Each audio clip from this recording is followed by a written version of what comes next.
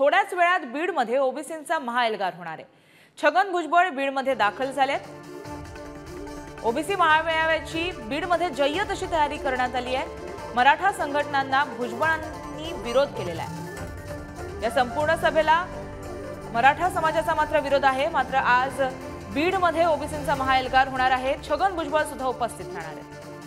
तर याचबाबत अधिक माहिती जाणून घेऊ आमचे प्रतिनिधी उदय यांच्याकडून।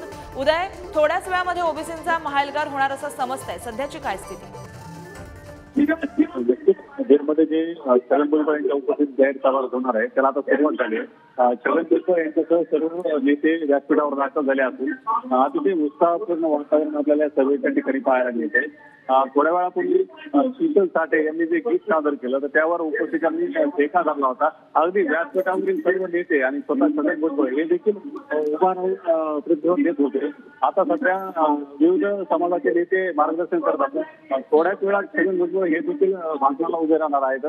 छगन भुजबळ बीडमध्ये घडलेल्या घटनांच्या पार्श्वभूमीवर काय बोलतात आणि आपली भूमिका कशी स्पष्ट करतात हे फार महत्त्वाचं सभा आहे। जी उदय, अधिक अपडेट तुमच्याकडनं घेतच राहू। तुम्ही आमच्याबरोबर असेच राहा। धन्यवाद तुम्ही दिलेल्या माहितीसाठी।